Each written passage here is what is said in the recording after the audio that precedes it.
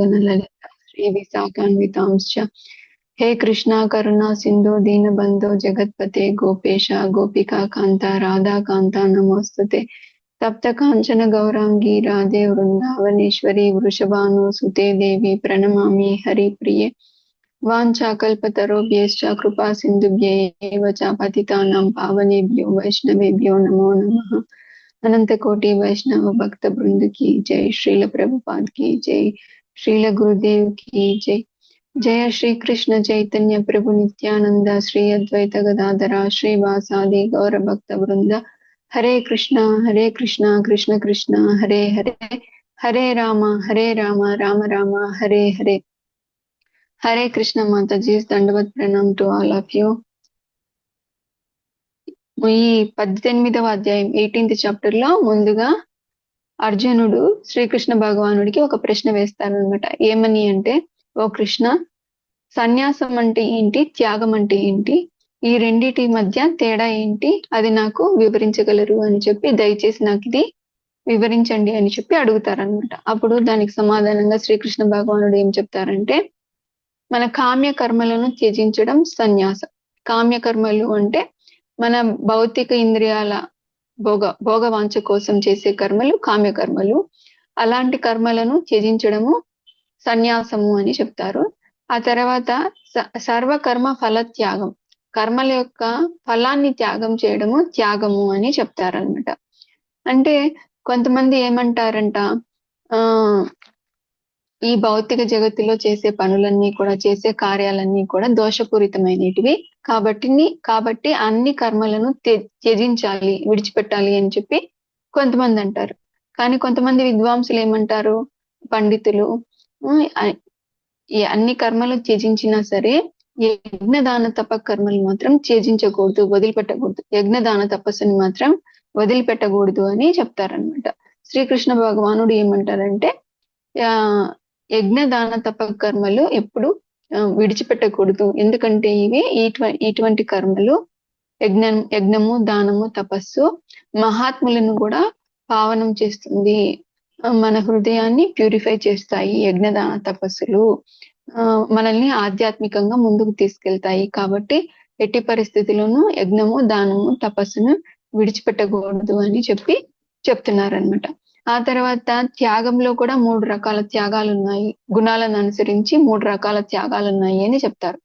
మొదటగా తమో గుణంలో చేసే త్యాగం ఎటువంటిది అంటే, వారు ఏదో కన్ఫ్యూజన్ లోనో లేదా శాస్త్ర జ్ఞానం లేకుండా ఉండడం వల్లనో వారి విద్యుక్త ధర్మాలను ఎవరైతే విడిచిపెడతారో, త్యాగం చేస్తారో అటువంటి త్యాగము తమో గుణంలో చేసే త్యాగము అని చెప్తారు. అలా కాకుండా ఈ పని చేయడం వల్ల నా శరీరానికి కష్టం కలుగుతా ఉంది, నా ఒళ్ళు అలుస్తా ఉంది, నాకు ఈ పని చేయడం వల్ల చాలా ఇబ్బందికరంగా ఉంది, కష్టం అనిపిస్తా ఉంది, శరీరానికి కష్టంగా ఉంది కదా అని చెప్పి తన విద్యుక్త ధర్మాన్ని ఎవరైతే వదిలిపెడతారో దాన్ని రజోగుణంలో చేసే త్యాగము అని చెప్తారన్నమాట. మరి సత్వగుణంలో చేసే త్యాగం ఎటువంటిది అంటే కదా, వారు వారి విద్యుక్త ధర్మాన్ని నియమంగా చేస్తారు. ఆ తర్వాత ఆ పని పట్ల, ఆ కర్మ పట్ల భౌతిక ఆసక్తి ఏది ఉండదన్నమాట. మరియు ఆ కర్మకు లభించిన ఫలితం పట్ల కూడా ఆసక్తి ఉండదు. ఫలం పట్ల ఆసక్తి లేకుండా కేవలం తమ విద్యుక్త ధర్మాన్ని, తమ స్వధర్మాన్ని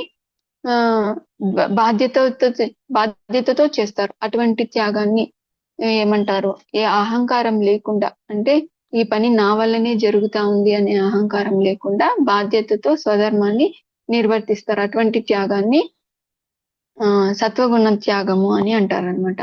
ఆ తర్వాత శ్రీకృష్ణ భగవానుడు ఏ పని జరగడానికైనా సరే 5 కర్తలు ఉంటారు అని చెప్తారనమాట. అవి ఏంటివి అంటే అధిష్టానము అంటే శరీరం, మన శరీరం.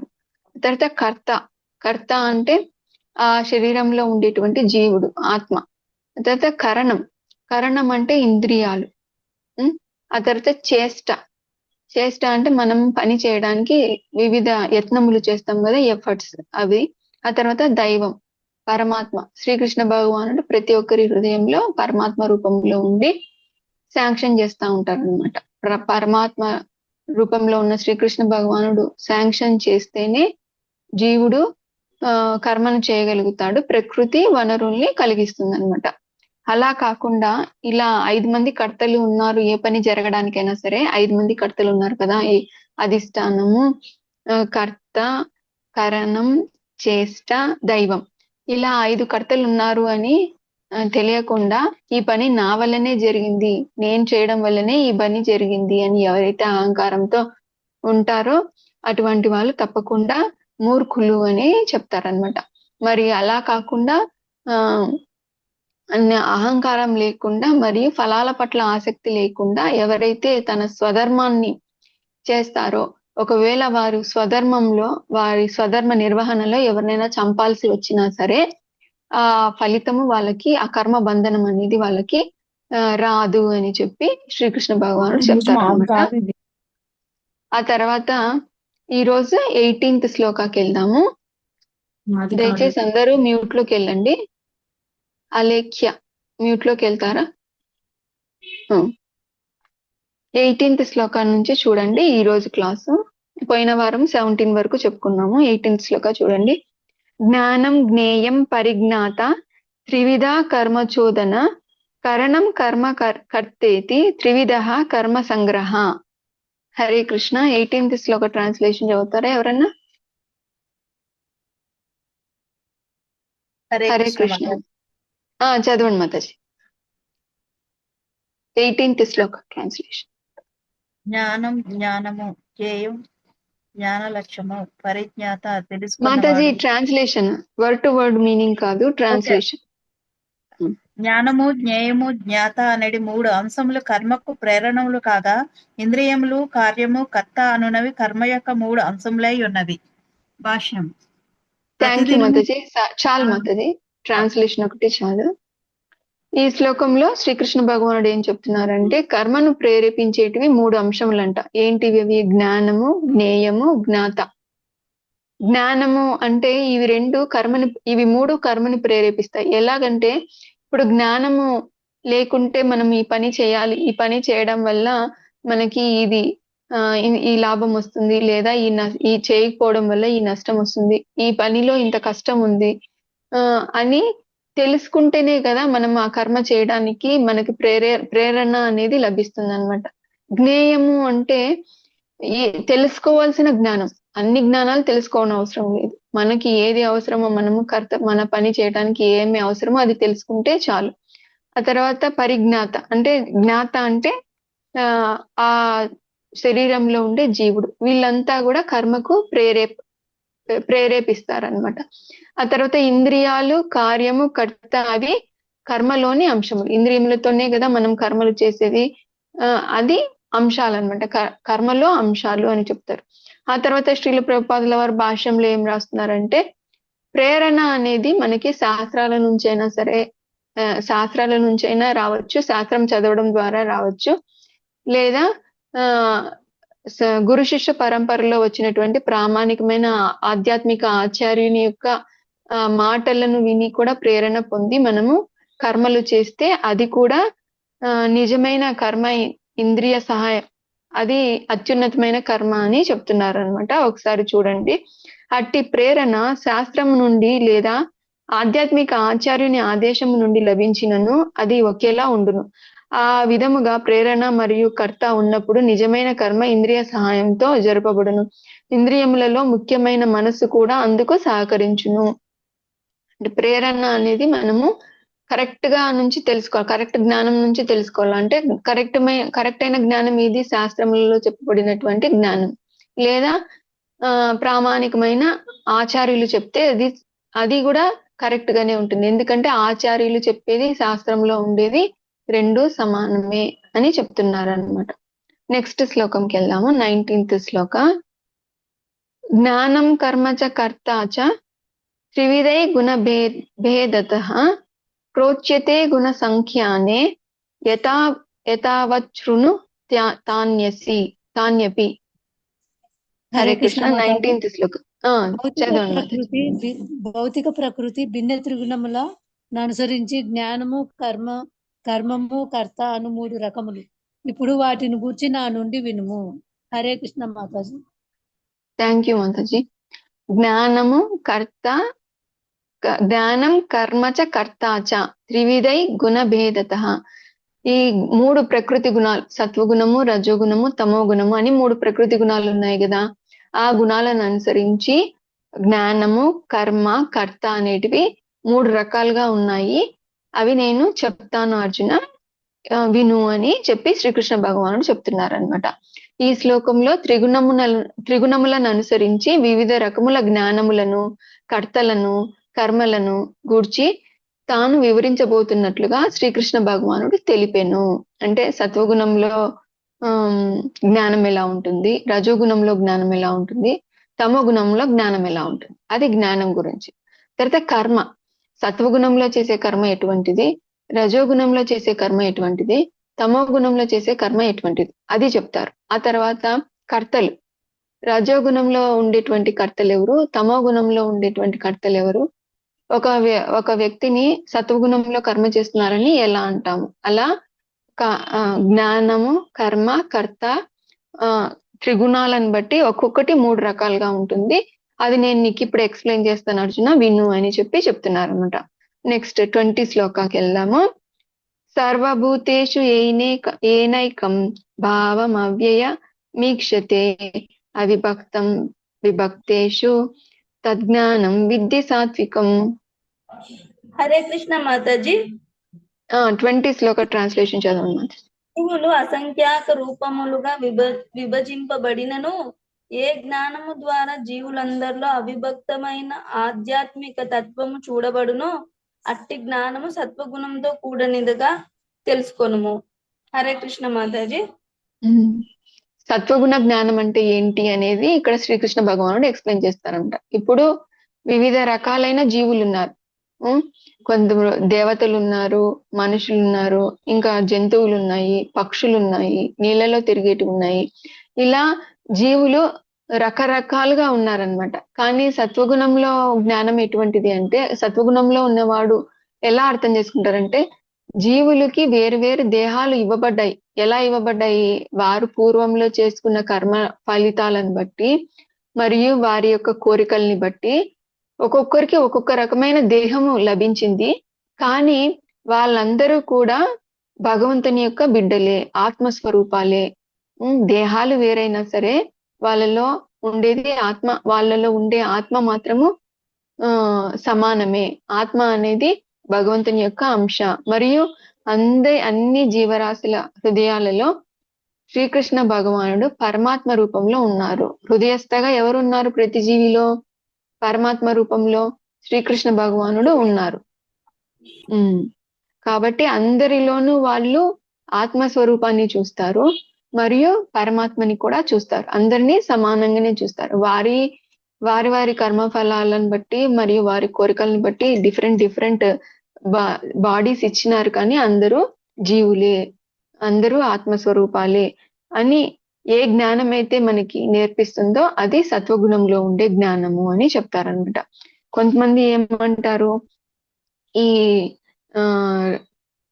ఏమంటారంటే ఈ జంతువులకి ఆత్మ లేదు అని అంటారనమాట. జంతువులకి ఆత్మ లేదు, అవి మనం తినడం కోసమే ఉన్నాయి, అవి మన ఎంజాయ్మెంట్ కోసమే ఉన్నాయి అని అంటారనమాట. జంతువులకి ఆత్మ లేదు అని ఎలా చెప్తారు? చెప్పలేం కదా. మనకి ఎలాగైతే కదలికలు ఉన్నాయో జంతువులకి కూడా అలాగే కదలికలు ఉన్నాయి, అవి కదులుతున్నాయి. మనం ఎలాగైతే పెరుగుతా ఉన్నామో అవి కూడా పెరుగుతాయి. ఆ తర్వాత జన్మ మృత్యు జరావ్యాధి, అవి పుడుతున్నాయి, అవి చనిపోతున్నాయి మనలాగానే. అవి ముసలితనాన్ని అనుభవిస్తున్నాయి, అవి రోగాన్ని అనుభవిస్తున్నాయి. అలా మనకు ఎలా అయితే జన్మ మృత్యు జర వ్యాధి ఎలా అయితే ఉన్నాయో అవి కూడా పుడుతున్నాయి, పెరుగుతున్నాయి, చనిపోతున్నాయి, అది కూడా జరుగుతూ ఉంది. మరియు మనకి ఏమైతే అవసరాలు ఉన్నాయో, ఏంటి అవి? ఆహార, నిద్ర, భయం, మైథునాలు, ఏవైతే మనకి అవసరాలు ఉన్నాయో, భౌతిక అవసరాలు, జంతువులకి కూడా అవన్నీ అవసరాలు ఉన్నాయి. అప్పుడు మరి జంతువుల్లో ఆత్మ లేదని ఎలా చెప్పగలుగుతాము? చెప్పలేము. కాబట్టి అవి కూడా, ప్రతి జీవిలోనూ ఆత్మ ఉంది, అది భగవంతుని అంశ. అందరి జీవుల్లోనూ పరమాత్మ కూడా ఉన్నాడు, ఆత్మ జతలో పరమాత్మ కూడా ఉన్నాడు. కాబట్టి అందరూ ఆత్మస్వరూపాలే, అందరూ భగవంతుని బిడ్డలే అని ఏ జ్ఞానం అయితే మనకి, ఏ జ్ఞానం ద్వారా మనం అర్థం చేసుకుంటామో అటువంటి జ్ఞానము సత్వగుణ జ్ఞానము అని చెప్తున్నారనమాట. ఇక్కడ ప్రభుపాదుల వారు ఏం రాస్తున్నారంటే, దేవతలు, మానవులు, జంతువులు, పక్షులు, మృగములు, జలచరములు, మొక్కలు వంటి జీవులన్నింటిలోనూ ఆత్మను దర్శించగలిగేవాడు సత్వగుణ ప్రధానమైన జ్ఞానమును కలిగినట్టి వాడు. అర్థమైందా? అందరిలోనూ ఆత్మను దర్శించే వ్యక్తి సత్వగుణ ప్రధానమైన జ్ఞానం కలిగినటువంటి వ్యక్తి అని చెప్తున్నారు అనమాట. నెక్స్ట్ 21 శ్లోకం. 21 శ్లోకంలో రజోగుణంలో ఉన్న వ్యక్తిలో ఎటువంటి జ్ఞానం ఉండేది చెప్తున్నారు అనమాట. పృథక్వేనతు యత్ జ్ఞానం నానా భావాన్ పృథగ్విదాన్ వేతి సర్వేషు భూతేషు తజ్ఞానం విద్ధి రాజసం. హరే కృష్ణ. 21 శ్లోకం. మాతాజీ, చదవండి మాతాజీ. ఏ జ్ఞానం ద్వారానైతే మనిషి ప్రతి భిన్న దేహంలో భిన్నమైన జీవుడు ఉన్నట్లుగా చూస్తాడో అది రజోగుణానికి చెందినవిగా నీవు తెలుసుకోవాలి. హరే కృష్ణ మాతాజీ. Thank you Mataji. వీళ్ళు రజోగుణంలో జ్ఞానం ఎట్లా ఉంటుందంట, శరీరం ఆధారంగా అందరినీ భిన్నంగా చూస్తారనమాట. భిన్న దేహాలు ఉన్న వాళ్ళు భిన్న శరీరంలో భిన్నమైన జీవుడు ఉన్నట్లుగా చూసే అట్టి జ్ఞానము రజోగుణ జ్ఞానం అన్నమాట.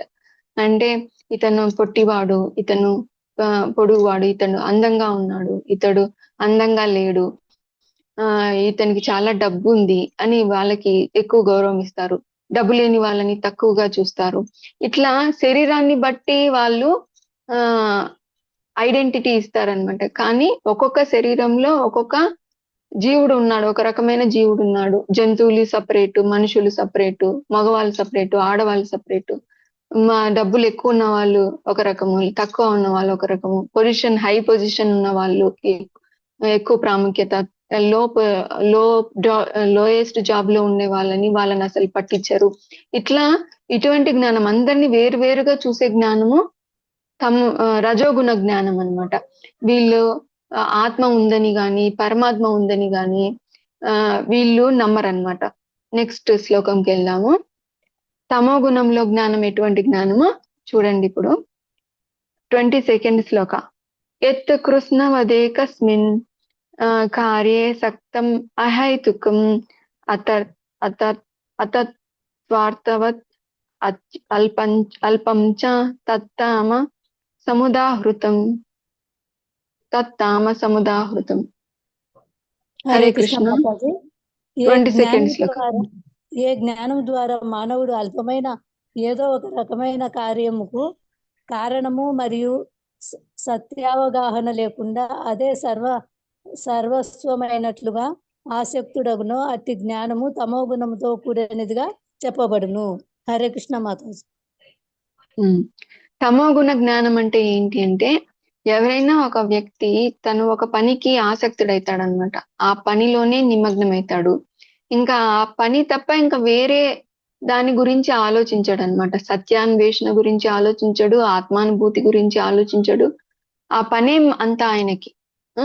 అతనికి ఆ పని తప్ప ఇంకా వేరే ఏది లేదు. ఆ పనే జీవితము, పనే సర్వస్వము, ఈ పనే నాకి తిండి పెడుతుంది అలా అనుకుంటాడు అనమాట. ఈ పని ద్వారానే నేను నా శరీరాన్ని పోషించుకుంటున్నాను, నా ఇంద్రియాలను సుఖపెడతా ఉన్నాను అని ఆ జ్ఞానమే తప్ప ఇంకా వేరే దాని గురించి ఆలోచించడానికి కూడా అతని మనసు ఒప్పుకోదన్నమాట.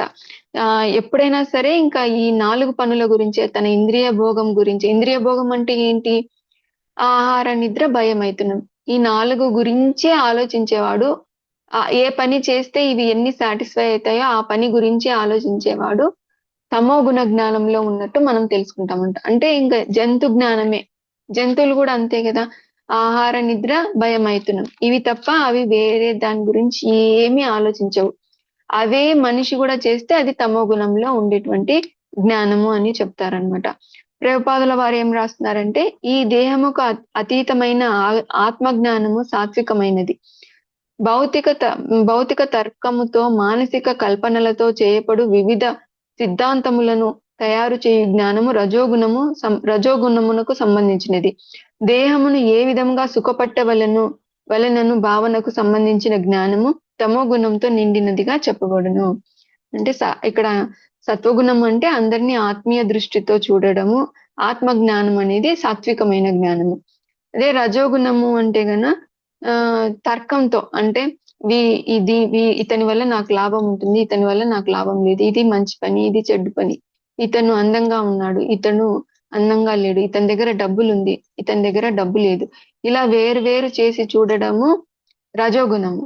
ఇంకా తన శరీరాన్ని ఎలా సుఖపెట్టాలి అది తప్ప ఇంకా వేరే ఆలోచన లేదు అనే వారి యొక్క జ్ఞానము తమోగుణ జ్ఞానము అని చెప్తున్నారనమాట. నెక్స్ట్ కర్మల గురించి తెలుసుకుందాం.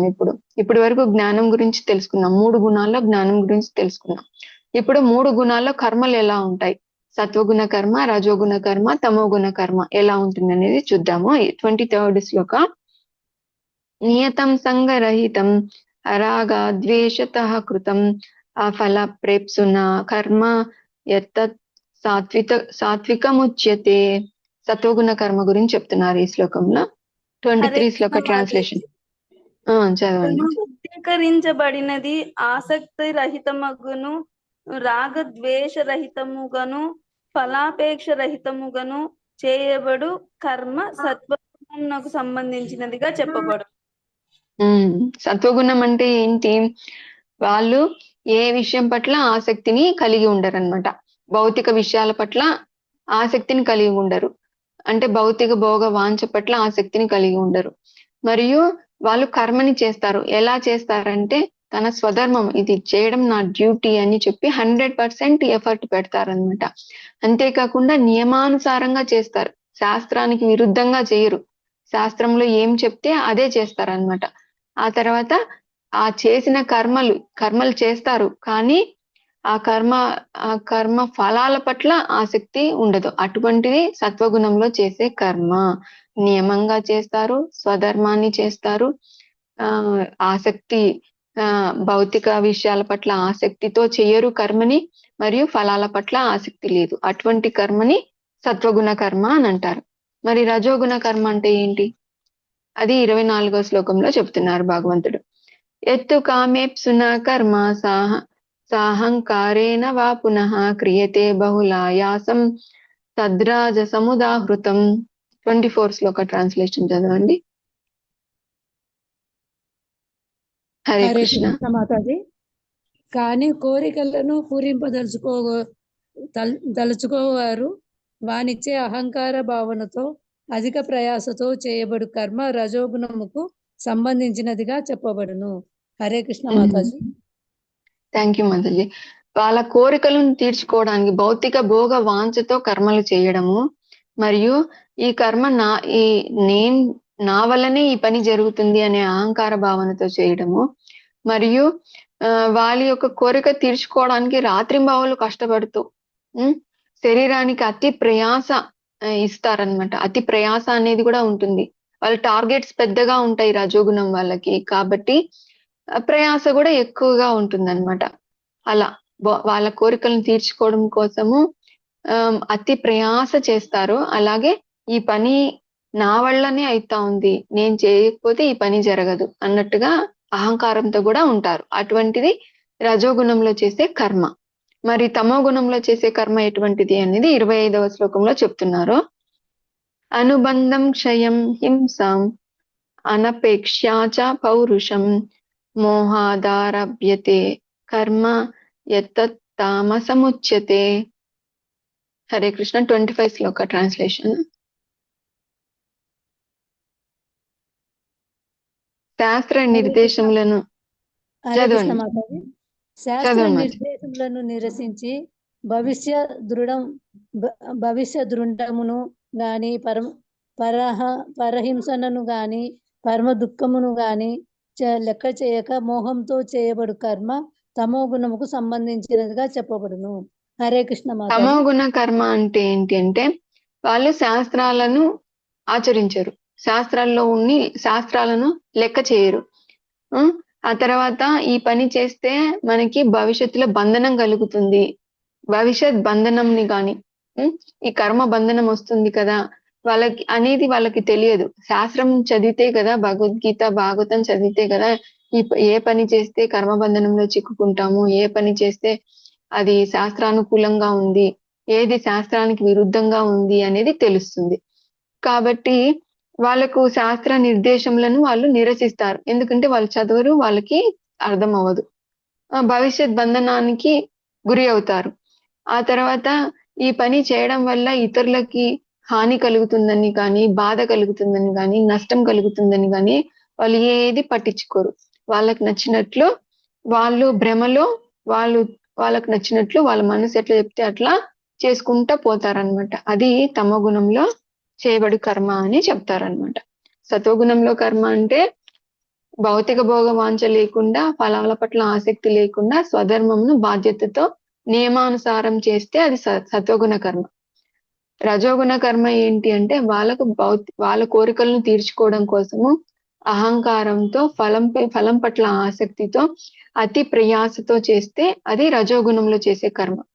ఇంకా శాస్త్రాలను పట్టించుకోకుండా బంధనం కలుగుతుంది, కర్మబంధనం గురించి ఆలోచించకుండా ఇతరులకు కష్టము నష్టము హాని కలుగుతుందని కూడా పట్టించుకోకుండా వాళ్ళకి ఇష్టం వచ్చినట్టు వాళ్ళు కర్మ చేస్తే, వాళ్ళ మనసు ఎట్లా చెప్తే అట్లా కర్మ చేస్తే అది తమో గుణంలో కర్మ అని చెప్తున్నారు అనమాట. ఆ తర్వాత ఇప్పుడు కర్తల గురించి చెప్తారు.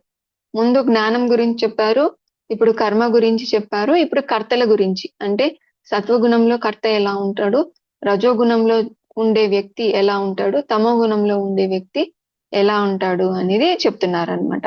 ఫస్ట్ సత్వగుణ కర్త గురించి చూద్దాం. 26వ శ్లోకం. ముక్త సంగో అనహంవాది ధృత్యుత్సాహ సమన్వితః సిద్ధ్యా సిద్ధ్యోర్ నిర్వికారః కర్త సాత్వికముచ్యతే. హరే కృష్ణ మాతాజీ. చదవండి. భౌతిక ప్రకృతి గుణములతో సంబంధము లేకుండా, అహంకారం లేకుండా, జయాపజయములలో చెల్లించని వాడై దృఢ నిశ్చయముతోనూ ఉత్సాహముతోనూ స్వధర్మమును నిర్వర్తించు కర్త సాత్వికుడని చెప్పబడు. హరే కృష్ణ మాతాజీ. Thank you Mataji. ధృత్యుత్సాహ, ధృత్య అంటే దృఢ నిశ్చయంతో, ఉత్సాహ అంటే ఉత్సాహంతో, ఈ రెండింటితో కూడుకుని సమన్విత, దృఢ నిశ్చయము ఉత్సాహము రెండు కలిసి. ముక్త సంగో అంటే భౌతిక విషయాల పట్ల ఆసక్తి లేకుండా, భౌతిక భోగ వాంఛని విడిచిపెట్టి, అనహంవాది అంటే అహంకారం లేదు, నేనే నా వల్లనే ఈ పని జరుగుతుంది అనే అహంకారం లేకుండా, మరియు సిద్ధ్య అసిద్ధ్య నిర్వికార అంటే జయం కలిగిన సక్సెస్ అయినా ఫెయిల్యూర్ అయినా, లాభం వచ్చినా నష్టం వచ్చినా వాటిలో రెండిటిలో సమానంగా ఉంటే అటువంటి కర్తని సాత్విక కర్త, సత్వగుణ కర్త అని చెప్తారనమాట. అట్టి కార్య సాధనలో కలుగు ఇబ్బందులను పట్టించుకొనక అతడెల్లడూ ఉత్సాహంతో నిండి ఉండును. జయాపజయాలను పట్టించుకోనక అతడు సుఖదుఖములలో సమచిత్తమును కలిగి ఉండును. అట్టి కర్త సత్వగుణములో స్థితుడై ఉండును. అంటే అతని పని చేయడంలో ఎన్ని ఇబ్బందులైనా రాని కాగా అతను వదిలిపెట్టాడు, నిరాటంకంగా చేస్తాడు. అంతేకాకుండా ఆ పని చేయడం వల్ల అతనికి లాభం వచ్చినా నష్టం వచ్చినా, సక్సెస్ అయినా ఫెయిల్ అయినా కూడా సమంగా ఉంటాడు. అటువంటి కర్త సత్వగుణ కర్త అని చెప్తున్నారు అనమాట. మరి రజోగుణ కర్త ఎలా ఉంటాడు అనేది 27 శ్లోకాల్లో చూడండి. రాగి కర్మ ఫలాప్రేప్సుర్ లుబ్ధో హింసాత్మకో శుచి హర్ష శోకాన్విత కర్త రాజసః పరికీర్తితః. 27 శ్లోక ట్రాన్స్లేషన్ చదవండి. హరే కృష్ణ మాతాజీ. కర్మఫలములను అనుభవింపగోరుతూ కర్మ మరియు కర్మఫలముల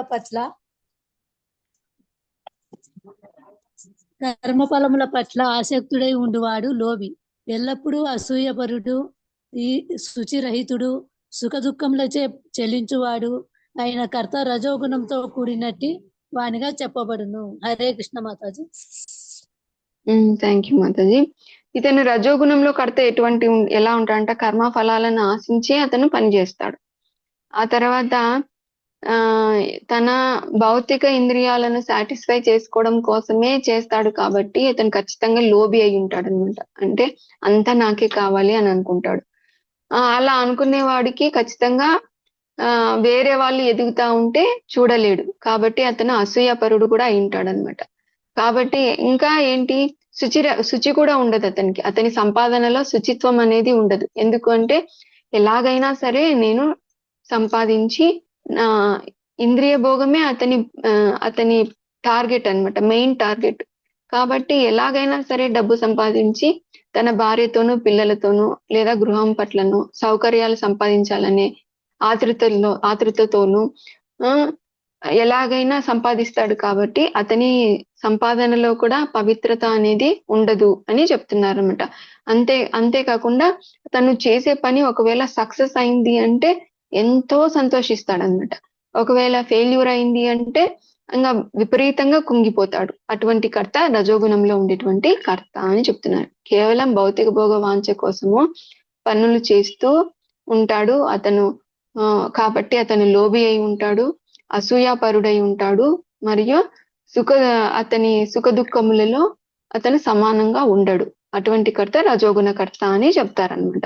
ఇక్కడ ప్రభుపాదుల వారు ఏం చెప్తున్నారు అంటే గిన, ఈ జగత్తును సాధ్యమైనంత వరకు సౌకర్యవంతంగా మలుచుకొనుటయే అతని లక్ష్యము. ఇంద్రియ భోగం కొరకై ఎట్టి దోష కార్యమునైనను చేయుటకు సిద్ధపడి ఉండును.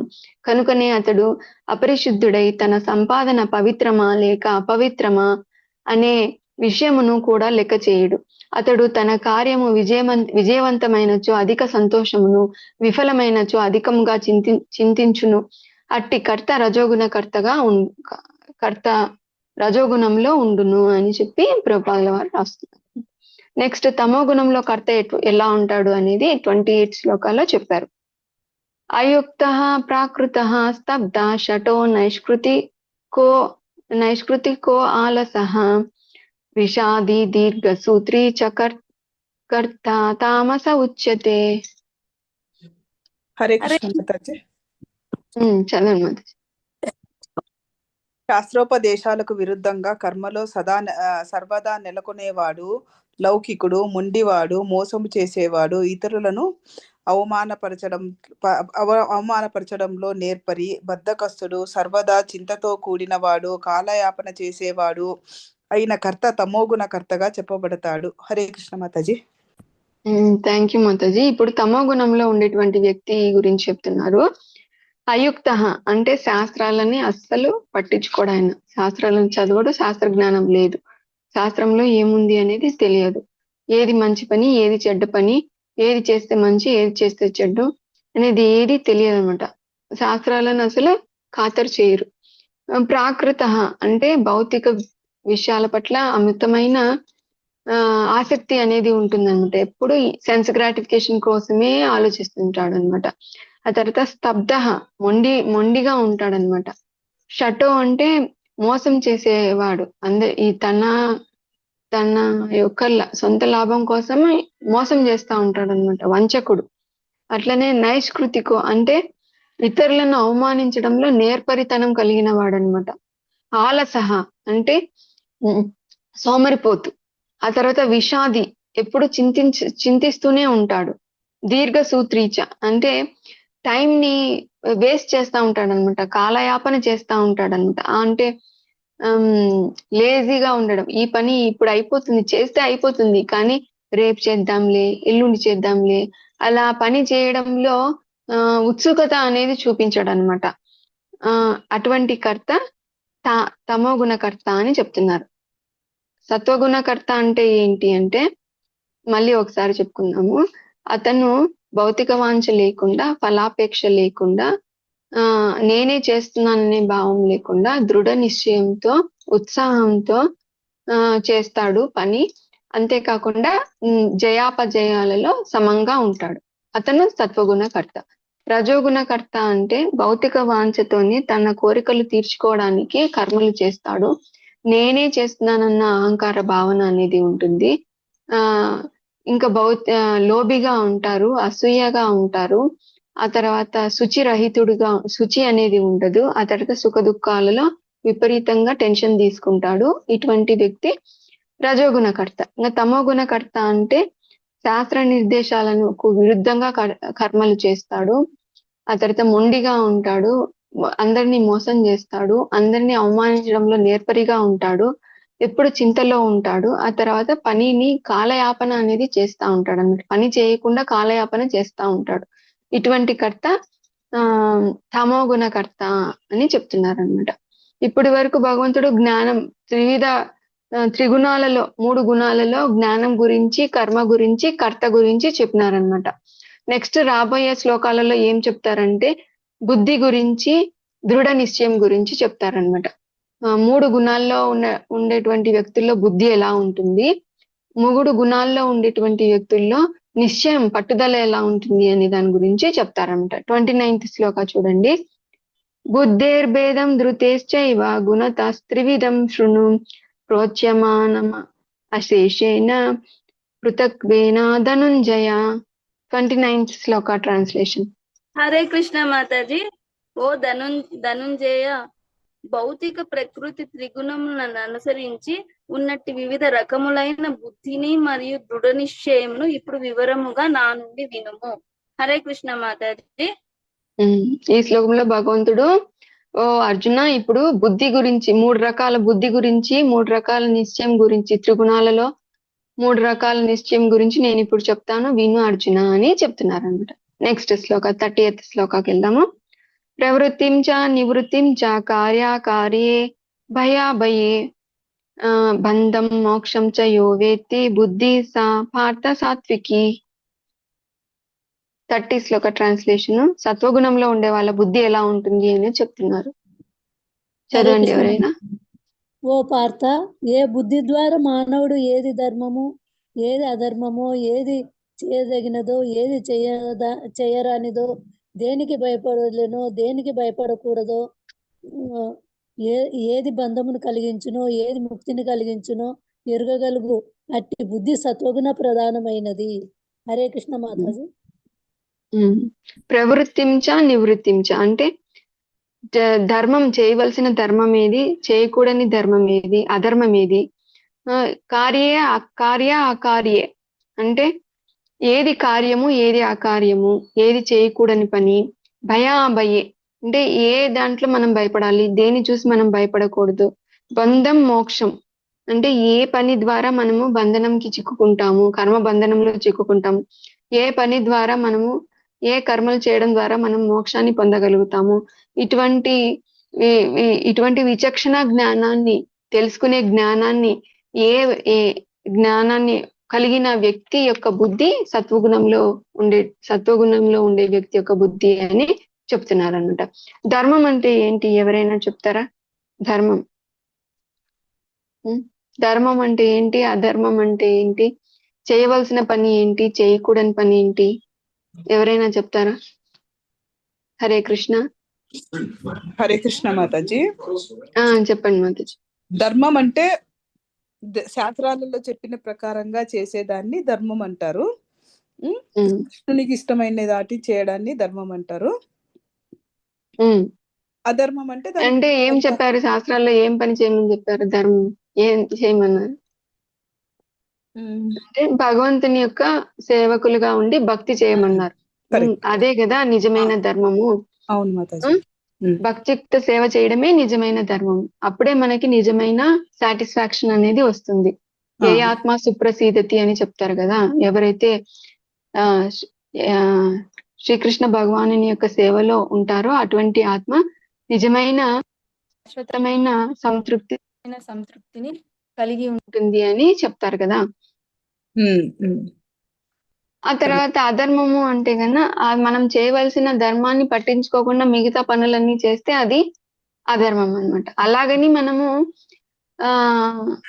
భగవంతుని సేవనే చూస్తూ మన కర్తవ్యాన్ని వదిలిపెట్టకూడదు. మన శరీరాన్ని కూడా మనము పోషించుకోవాలి. మన శరీరానికి సంబంధించిన వాళ్ళతో కూడా మనం బాధ్యతతో ఉండాలన్నమాట. కానీ మెయిన్ కర్తవ్యము భగవంతుని యొక్క సేవ, అది మెయిన్ ధర్మము. అధర్మము అంటే ఇది చేయకుండా ఇంక ఏది ఎంత మంచి పని చేసినా కూడా అది ధర్మం అనిపించుకోదన్నమాట. ఆ తర్వాత ఏది కార్యము అంటే భగవంతునికి దగ్గరగా చేసే ఏ పని అయినా సరే అది మంచి పని. భగవంతుని నుంచి మనల్ని దూరం చేసే ఏ పని అయినా సరే అది చెడ్డ పని అన్నమాట. అటువంటి పనులని మనము వదిలిపెట్టాలి, అది అకార్యం అవుతుంది. ఆ తర్వాత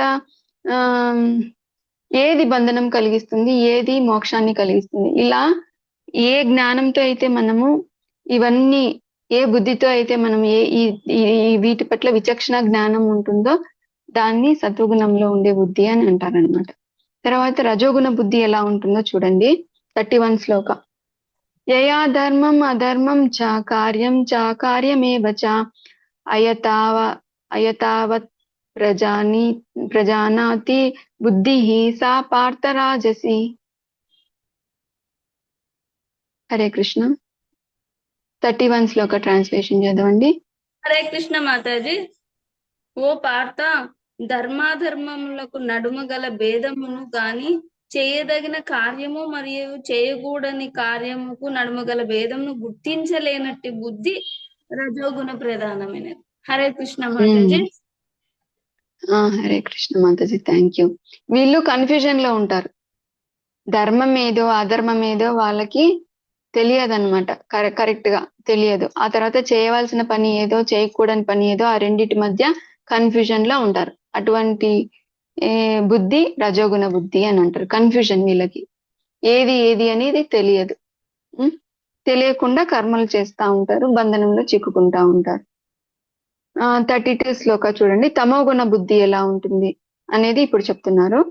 అధర్మం ధర్మమితి యా మన్యతే తమసావృత సర్వార్థాన్ విపరీతాంశ్చ బుద్ధి సా పార్థ తామసి. హరే కృష్ణ. 32 శ్లోక చదవండి మాతాజీ. ఓ పార్థ, అజ్ఞానము మరియు మోహం కారణం చేత అధర్మమును ధర్మముగాను ధర్మమును అధర్మముగాను భావిస్తూ ఎల్లప్పుడూ తప్పుద్రోవ పోవునట్టి బుద్ధి తమో గుణంతో కూడినట్టిది. హరే కృష్ణ మాతాజీ. Thank you Mataji. రజోగుణమైనా పర్వాలేదు, వాళ్ళకి కన్ఫ్యూజన్ ఉంటది. ధర్మం ఏంది అధర్మం ఏంది అనేది కన్ఫ్యూజన్ ఉంటది. కానీ తమో గుణంలో వాళ్ళు ఏం చేస్తారు, ఏదైతే ధర్మమో దాన్ని అధర్మం అంటారు, ఏదైతే అధర్మమో అది ధర్మం అంటారు. అట్లా వాళ్ళు క్వైట్ ఆపోజిట్ గా చేస్తారనమాట. వాళ్ళు అధర్మం చేస్తారు, ఏంటి ఈ పని చేస్తున్నావు అంటే ఇదే ధర్మం అని అంటారు. వాళ్ళు చేయకూడని పని చేస్తారు, ఏంటి ఈ పని చేస్తున్నావు అంటే ఇదే చేయాల్సినది అని అంటారు అనమాట. కాబట్టి వాళ్ళు రివర్స్ లో ఉంటారనమాట, మనకి ఆపోజిట్ గా ఉంటారు. ఏదైతే అధర్మమో దాన్ని ధర్మం అంటారు, ఏదైతే చేయకూడని పనో అదే చేయాలంటారు అనమాట. అది తమో గుణంలో వ్యక్తి, అట్లా తమో గుణంలో వ్యక్తి యొక్క బుద్ధి అన్నమాట. ఇక్కడ ప్రభుపాదుల వారు ఏం రాస్తున్నారంటే, అట్టి తమో గుణ పూరితులు మహాత్ముడైన వ్యక్తిని సామాన్య మానవుని మహాత్మునిగాను అంగీకరించరు. వారు సత్యమును అసత్యముగా భావిస్తూ అసత్యమును సత్యముగా అంగీకరిస్తారు. కర్మలన్నింటిలోనూ వారు తప్పు మార్గమునే అనుసరింతురు. కనుకనే వారి బుద్ధి తమో గుణంతో కూడి ఉండును. కాబట్టి వాళ్ళు తమో గుణంలో ఉండే వాళ్ళు ఏం చేస్తారంటే, గొప్ప మహాన్ భావులు, గొప్ప వైష్ణవులను వచ్చినారనుకో, వచ్చినా సరే, వాళ్ళ ఇంటికి వచ్చినా సరే వాళ్ళు సామాన్య మానవునిగానే భావిస్తారు, వాళ్ళని ఖాతరు చెయ్యరు అనమాట. ఇంకా ఏం చేస్తారు, రివర్స్ లో సామాన్య మానవుడు ఎవరో వాళ్ళని గొప్పగా ఆరాధిస్తారనమాట. ఇప్పుడు ఫిలిం స్టార్స్ ఉన్నారు, క్రికెటర్స్ ఉన్నారు, అందరూ వాళ్ళ కోసం పడి చచ్చిపోతా ఉంటారు. కానీ వాళ్ళ వల్ల మనకి ఏ రకమైన ఉపయోగము లేదనమాట.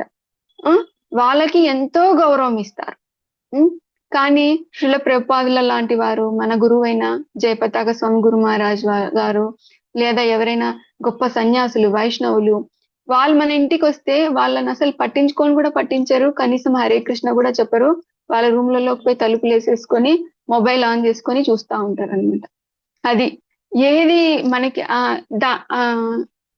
ఎవరైతే మనల్ని గొప్ప ప్రమాదం నుంచి తప్పించగలుగుతారు అంటే, ఈ జన్మ మృత్యు జరా వ్యాధి చక్రం నుండి ఎవరైతే వైష్ణవులు గాని గురువులు గాని తప్పించగలుగుతారు కదా మనల్ని, అటువంటి వాళ్ళ యొక్క వాల్యూ తెలుసుకోలేరు. అటువంటి వాళ్ళని సామాన్యమైన వాళ్ళులే అనుకుంటారు.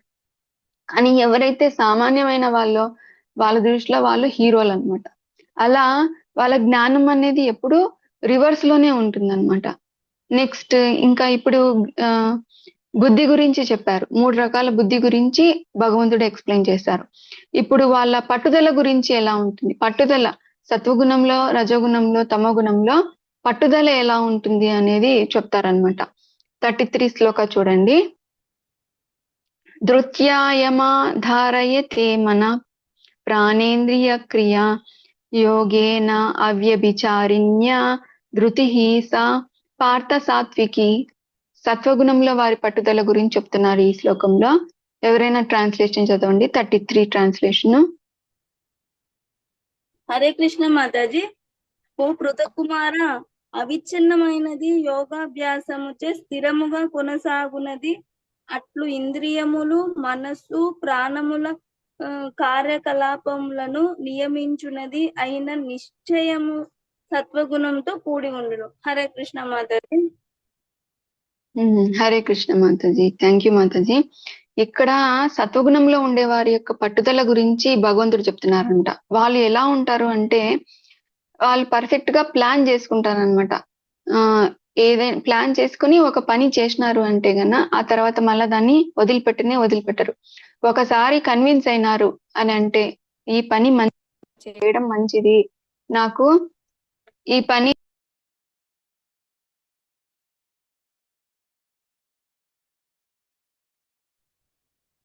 ఈ పని చేయడం ద్వారా నేను ఆధ్యాత్మికంగా ముందుకెళ్తాను, నా ఆరోగ్యానికి మంచిది, నాకు మెంటల్ పీస్ అనేది లభిస్తుంది అని ఎవరైతే ఒకసారి కన్విన్స్ అవుతారో ఆ తర్వాత వాళ్ళు ఎన్ని కష్టాలు వచ్చినా సరే, వాళ్ళ ఇంద్రియాలు ఎంతగా వాళ్ళని ప్రేరేపిస్తున్నా సరే వాళ్ళు ఆ పనిలో నుంచి తప్పుకోరన్నమాట. అది ఖచ్చితంగా చేస్తారనమాట. అంటే వాళ్ళ యొక్క నిశ్చయం అనేది అవిచ్ఛిన్నంగా ఉంటుంది. ఎన్ని కష్టాలు వచ్చినా సరే నిరాటంకంగా చేస్తారు. అంటే బ్రహ్మముహూర్తంలో లేయాలనుకుంటే వాళ్ళు ఖచ్చితంగా లేస్తారనమాట. ఈ చిన్న చిన్న అసౌకర్యాలు వచ్చినా కూడా అది వాళ్ళు పట్టించుకోరనమాట. కాబట్టి వాళ్ళు నిరాటంకంగా చేస్తారు. ఆ తర్వాత వాళ్ళ ఇంద్రియాలను మనస్సును ప్రాణ కార్యక్రమాలను నియంత్రణలో ఉంచుకోగలుగుతారనమాట. అలా మనసు చెప్పినంతంతా చేయరు. ఇంద్రియాలు ఏదైతే కోరుకుంటాయో అవి కోరుకోవచ్చు ఇంద్రియాలు, కానీ వాళ్ళకి అది మంచిదా కాదా అని ఆలోచించి వాళ్ళు చేసే పని ప్రకారంగానే వాళ్ళు వెళ్తారనమాట. అంతేకాని ఈ భౌతిక ప్రకృతి యొక్క ప్రేరణలకు వాళ్ళు లొంగిపోరన్నమాట. నెక్స్ట్ అంటే వాళ్ళు ఏ పని పట్టినా సరే ఒకసారి మంచిది అని కన్విన్స్ అయితే ఎంత కష్టమైనా సరే వాళ్ళది నిరాటంకంగా చేస్తారన్నమాట. అది సత్వగుణంలో ఉండేవారి పట్టుదల. మరి రజోగుణంలో ఉండేవారి పట్టుదల ఎలా ఉంటుందో చూడండి. మరి యయాతు ధర్మ కామార్థాన్ ధృత్యా ధారయతే అర్జున ప్రసంగేన ఫలాకాంక్షి ధృతిః సా పార్థ రాజసి. హరే కృష్ణ.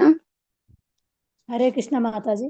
ఓ పార్థ, ఏ నిశ్చయం ద్వారా వ్యక్తి ధర్మార్థ కామ ఫలముల పట్ల ఆసక్తిని దృఢముగా కలిగి ఉండునో అది రజోగుణ ప్రధానమైనది. హరే కృష్ణ మాతాజీ. హరే కృష్ణ మాతాజీ. ఈ శ్లోకంలో భగవంతుడు రజోగుణం గురించి చెప్తున్నారు అనమాట. రజోగుణంలో ఉండే వ్యక్తులలో ఎటువంటి పట్టుదల ఉంటుంది అని చెప్తున్నారు. వీళ్ళు ప్లాన్ చేస్తారు, కానీ ఆ ప్లాన్ ని అమలు పరచాలి అని అనుకుంటారు. ప్లాన్ ప్రకారమే నా జీవితం సాగాలి అని కూడా అనుకుంటారు, కానీ అందులో ఫెయిల్ అవుతా ఉంటారు. దాన్ని ఇంప్లిమెంట్ చేయడంలో ఫెయిల్ అవుతా ఉంటారు అనమాట. ఫెయిల్ అయినా సరే మళ్ళీ ఇంకొక రోజు ఇంకో ప్లాన్ వేస్తారు, మళ్ళీ అది కూడా ఫెయిల్ అవుతా ఉంటుంది. ఎందుకు వీరి యొక్క ప్లాన్లన్నీ ఫెయిల్ అవుతా ఉంటాయి అంటే కన్నా వాళ్ళలో నిశ్చయం అనేది ఉండదంట. వాళ్ళు ఇంద్రియ భోగము కనిపించగానే వాళ్ళ పనిని వదిలేస్తారనమాట. ఏది కనిపిస్తే అది చేస్తారు. వాళ్ళకి ఆ టైంకి ఏది కనిపిస్తే అది చేస్తారనమాట. ఎందుకంటే ఇంద్రియ భోగం పట్ల అటాచ్మెంట్ అనేది ఉంటుంది. వాళ్ళు వేపుళ్ళు తినకూడదు అని అనుకుంటారనమాట. తినడం వల్ల నాకు గ్యాస్ట్రైటిస్ వస్తా ఉంది, అల్సర్ వస్తా ఉంది, కొలెస్ట్రాల్ పెరుగుతుంది అని అనుకుంటారు. కానీ ఎప్పుడైతే వాళ్ళు పొటాటో చిప్స్ కనబడగానే తినేస్తారనమాట. లేదా బయట ఫుడ్ తినకూడదు అని అనుకుంటారు. బయట నుంచి తెచ్చుకున్న ఫుడ్ తినకూడదు, ఇంట్లోనే చేసింది మనం తినాలి అనుకుంటారు. కానీ ఎప్పుడైతే ఎదురుగా ఎవరైనా గోబీ మంచూరియా తింటున్నారు అనుకో, టక్కని వాళ్ళు కూడా తినేస్తారనమాట. వాళ్ళు భౌతిక భోగం పట్ల ఆ టైంకి వాళ్ళకి ఎలా అనిపిస్తే అలా, వాళ్ళ ఇంద్రియాలు ఎలా కోరుకుంటే దాన్ని చేసేస్తారనమాట. కాబట్టి వాళ్ళ ప్లానింగ్ అనేది ఫెయిల్ అవుతా ఉంటుందన్నమాట. వాళ్ళు అలాగే పొద్దున్నే లేయాలి, పొద్దున్నే లేసి యోగా చేయాలా, కొద్దిగా ధ్యానం చేయాలా, ఎక్సర్సైజ్ చేయాలా, అప్పుడే బాడీ యాక్టివ్ గా ఉంటుంది. పొద్దున్నే బ్రహ్మముహూర్తంలో లేసి జపం చేయాలా అని వాళ్ళు ఎన్నో ప్లాన్లు గీసుకుంటారు. కానీ కొంచెం నిద్ర వచ్చేసరికి అబ్బా ఇప్పుడు చాలా స్లీపీగా ఉంది, నిద్రగా ఉంది, ఏం మళ్ళా చేసుకుందాంలే పనులు అని చెప్పి అది అంతా మర్చిపోయి పడుకునేస్తారనమాట. అట్లా వాళ్ళు ప్లాన్లు అయితే గీస్తారు కానీ వాళ్ళ ఇంద్రియాల చెప్పినట్లే వింటారనమాట. ఇది రజోగుణంలో ఉండే వాళ్ళ యొక్క పట్టుదల. ఇంకా తమో గుణంలో ఉండే వాళ్ళ పట్టుదల ఎలా ఉంటుందో 35 శ్లోకాల్లో చూడండి. యమా స్వప్నం భయం శోకం విషాదం మదమేవ చ న విముంచంతి దుర్మేధా ధృతి సా పార్థ సా తామసి. హరే కృష్ణ. 35 శ్లోక ట్రాన్స్లేషన్. హరే కృష్ణ మాత. చదువు మాతాజీ. ఇక స్వప్నము, భయము, శోకము, విషాదము, మదము అను వాటిని అధిగమించలేనట్టి మందబుద్ధితో కూడిన నిశ్చయము తమో గుణమునకు సంబంధించింది. హరే కృష్ణ మాతాజీ. ఇంకా తమో గుణంలో ఉండే వాళ్ళు ఏంటి అంటే వీటిని ఎప్పటికీ అధిగమించలేరంట. వాళ్ళు ఎప్పుడు స్వప్నం అంటే అధిక నిద్ర, ఎప్పుడు నిద్రలోనే సుఖం ఉంది అని అనుకుంటా ఉంటారు. ఆ తర్వాత అధిక నిద్ర, భయము, ఈ శోకము, ఏదైనా కొంచెం అటు ఇటు అయిందంటే వాళ్ళు తట్టుకోలేరు. శోకము, విషాదము, మదము, వీటిని నుంచి బయట పడలేరనమాట. అటువంటి నిశ్చయం కల వాళ్ళు తమో గుణంలో ఉండేటువంటి వాళ్ళ నిశ్చయము అని చెప్తారనమాట. వాళ్ళకి అసలు ఎటువంటి పట్టుదలనే ఉండదు, ఇది సాధించాలి, ఇట్లా ప్లాన్ చేసుకోవాలి, అట్లా ఏమీ అనుకోరు. ఏది ఆ టైంకి వాళ్ళకి ఎలా తోస్తే అలా చేస్తా ఉంటారంట. అలసత్వంతో ఉంటారు, అంటే లేజీగా సోమరితనంగా ఉంటారు. ఆ తర్వాత ముందే అనుకునేస్తారనమాట. ఒక పని ఏదైనా చెప్తే వాళ్ళు ముందే అనుకునేస్తారు, ఈ పని నాతో ఎలా అవుతుంది, నాతో ఇది కానే కాదు, ట్రై చేద్దాము అని కూడా అనుకోరు. ముందుగానే నా వల్ల ఏమవుతుంది అని అసలు ప్రయత్నమే చేయరనమాట. అటువంటి యొక్క నిశ్చయము తమో గుణంలో ఉండేటువంటి వాళ్ళ నిశ్చయం అన్నమాట. ఆ తర్వాత భగవంతుడు సుఖాల గురించి చెప్తున్నారంట, ఆనందం గురించి. సత్వగుణంలో ఉండే వాళ్ళు ఎలాంటి ఆనందము, రజోగుణంలో ఉండే వాళ్ళు ఎలా ఆనందం పొందుతారు, తమో గుణంలో ఉండే వాళ్ళు ఏ విధంగా ఆనందం పొందుతారు అనే విషయాన్ని చెప్తారనమాట. సత్వగుణంలో ఉండే వాళ్ళు ఏంటి అంటే వాళ్ళు ఏది చేసినా పర్ఫెక్ట్ ప్లానింగ్ తో చేస్తారు కాబట్టి మొదట వాళ్ళకి కొంచెం కష్టంగానే అనిపిస్తుంది వాళ్ళు చేసే పని. కాబట్టి మొదట విషపూరితంగానే ఉంటుంది, కష్టంగా ఉంటుంది. కానీ చేయంగా వాళ్ళ పని అమృతత్వం వస్తుందంట. లాస్ట్ లో చివరికి వాళ్ళకి అమృతం అనేది వస్తుంది అనమాట. రజోగుణంలో ఉండే వాళ్ళు ఎలా అంటే ఫస్ట్ కొంచెము వాళ్ళు చేసే పని వాళ్ళకి మనసుకు నచ్చినట్లు చేస్తారు కాబట్టి వాళ్ళు ఫస్ట్ లో వాళ్ళకి స్టార్టింగ్ లో అమృతంగానే ఉంటుంది, కానీ రాంగ అది వాళ్ళకి విషం లాగా మారుతుంది అనమాట. తమో గుణంలో ఉండే వాళ్ళు ఏదేంటంటే మొదట విషమంగానే ఉంటుంది, చివర కూడా విషమంగానే ఉంటుంది అని చెప్తున్నారనమాట. ఒకసారి చూడండి 36 శ్లోక. సుఖం త్విదానీం త్రివిధం శృణు మే భరతర్షభః అభ్యాసాద్ రమతే యత్ర దుఃఖాంతం చ నిగచ్చతి. 37 కూడా చూడండి ఒకసారి. ఎత్తదగ్రే విషమివ పరిణామే అమృతోపమం తత్సుఖం సాత్వికం ప్రోక్తం ఆత్మబుద్ధి ప్రసాదజం. హరే కృష్ణ. 36, 37 రెండు ట్రాన్స్లేషన్ చదవండి. హరే కృష్ణ మాతాజీ. ఓ భర్త వంశీయులలో శ్రేష్ఠుడా, ఇక 3 రకములు సుఖమును గూర్చి నా నుంచి వినుము. వాటి ద్వారా బద్ధజీవుడు భోగించును, కొన్నిసార్లు సమస్త దుఃఖముల అంతమును చేరుకొనును. 37. ఏది ఆరంభంలో విషప్రాయముగా ఉండి అంత్యమున అమృత సమానమగునో, ఏది ఆత్మానుభూతికి మానవుని మేలుకొల్పునో అట్టి సుఖము సత్వగుణ ప్రధానమైనదిగా చెప్పబడును. హరే కృష్ణ మాతాజీ. హరే కృష్ణ. 36వ శ్లోకంలో సుఖం 3 విధాలుగా ఉంటుంది అని చెప్తారు. త్రిగుణాలను బట్టి 3 విధాలుగా ఉంటుంది అని చెప్తారు. 37వ శ్లోకంలో సత్వగుణంలో ఉండేవారు ఎటువంటి ఆనందాన్ని పొందుతారు అనేది చెప్తారు. వారికి ఆనందంలో ఆరంభంలో స్టార్టింగ్ లో కొంచెం కష్టంగా ఉన్నా సరే చివరికి వచ్చేసరికి వాళ్ళకి ఎంతో హ్యాపీనెస్ అనేది వస్తుంది అనమాట. ఇప్పుడు వాళ్ళు ఏమనుకుంటారు, ఉదయాన్నే లేచి పనులు చేస్తే గన మనము టైంకి అన్ని చేసుకోగలుగుతాము, టెన్షన్ ఉండదు అని వాళ్ళు బ్రహ్మ ముహూర్తంలోనే లేస్తారు. అప్పుడు వాళ్ళ పనులన్నీ చకచక అయిపోతాయి, టైం అనేది వాళ్ళ కంట్రోల్లోనే ఉంటుంది. కానీ బ్రహ్మ ముహూర్తంలో లేయడానికి ఫస్ట్ లో కొంచెం ఒక నెల రోజులు ఇబ్బంది పడతారు. ఫస్ట్ లో కొంచెం కష్టంగానే, చాలా కష్టంగానే ఉంటుంది. కానీ అది అలవాటైన తర్వాత వాళ్ళ పనులన్నీ కరెక్ట్ టైంకి జరుగుతా ఉంటే ఏ టెన్షన్ లేకుండా హ్యాపీగా ఉంటారనమాట. అలాగే తిండి విషయం చూసుకోండి, వాళ్ళు సత్వగుణంలో ఉండే వాళ్ళు రసవంతమైన ఆహార పదార్థాలని తీసుకుంటారు. అంటే ఆకుకూరలు, కూరగాయలు అంటే హోల్ గా తీసుకుంటారు. వేయించడము, దాంట్లో ఉన్న ఎండిపోయినట్టుగా అట్లా తీసుకోరు.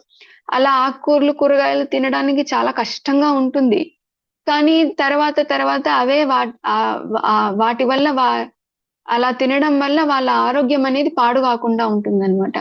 అంటే ఫస్ట్ లో కష్టంగా ఉన్నా సరే ఆ పని చేస్తా ఉంటే వాళ్ళకి తర్వాత ఆనందం అనేది వస్తుంది అనేది చెప్తున్నారంట. అంటే సత్వగుణంలో చేసేటువంటి కర్మలో ఆనందం అలా ఉంటుంది అని చెప్తున్నారు. ఎప్పుడైనా మనకి జబ్బు చేసిందనుకో, మనము మాత్రలు, టానిక్లు తినాలన్నా తాగాలన్నా సరే అవి మనకి చేదుగా ఉంటాయి, కష్టంగా ఉంటాయి. కానీ అవి మనము నియమం ప్రకారం, డాక్టర్ చెప్పిన నియమం ప్రకారం మనం వేసుకున్నాము అని అంటే గన తర్వాత మన జ్వరము గాని, జలుబు, దగ్గు గాని తగ్గుతా ఉంటే గన అప్పుడు మనకి ఆనందంగా ఉంటుందన్నమాట. అంటే ఫస్ట్ ఏదైనా సరే, మంచి పని ఏదైనా సరే ఫస్ట్ కొంచెము ఇబ్బందిగా ఉంటుంది, కష్టంగా ఉంటుంది. కానీ ఆ పని అలానే చేస్తా పోతే అది మనకి ఆనందాన్ని ఇస్తుంది, మరియు టెన్షన్ అనేది ఉండదు అని చెప్తున్నారనమాట. నెక్స్ట్ శ్లోక రజోగుణంలోది చూడండి. విషయేంద్రియ సంయోగా యతదగ్రే అమృతోపమం పరిణామే విషమివ తత్సుఖం రాజసంస్మృతం. హరే కృష్ణ. 38 శ్లోక ట్రాన్స్లేషన్ చదవండి. హరే కృష్ణ మాతాజీ. 38 శ్లోకమా మాతాజీ? 38. ఇంద్రియములు, ఇంద్రియార్థముల సంయోగము ద్వారా లభించు సుఖము ఆదిలో అమృతం వలె, అంత్యమున విషం వలె తోచునది రజోగుణ ప్రధానమైనదిగా చెప్పబడును. హరే కృష్ణ మాతాజీ.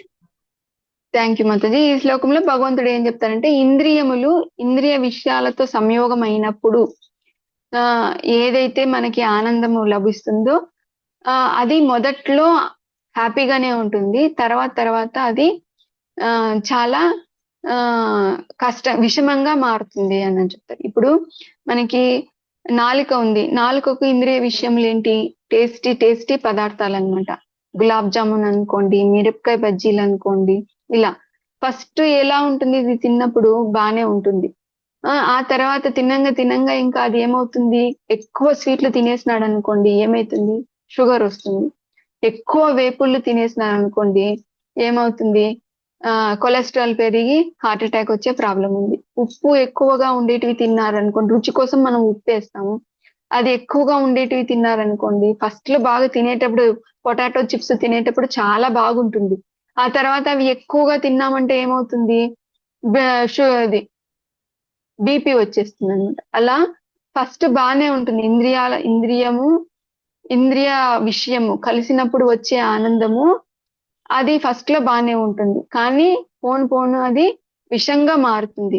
అది రజోగుణంలో ఉండేటువంటి ఆనందము అని చెప్తున్నారనమాట. మరి తమో గుణంలో ఉండే ఆనందం ఎటువంటిది చెప్పండి. యదగ్రే చానుబంధే చ సుఖం మోహనమాత్మనః నిద్రాలస్య ప్రమాదోత్తం తత్తామ సముదాహృతం. హరే కృష్ణ. 39 శ్లోక చదవండి. ఆత్మానుభూతికి విముఖమైనది, అది ఆది నుండి అంత్యం వరకు మోహకారకమైనది. నిద్ర, సోమరితనము, మోహం నుండి ఉత్పన్నమయ్యే సుఖము తమోగుణ ప్రధానమైనదిగా చెప్పబడును. హరే కృష్ణ మాతాజీ.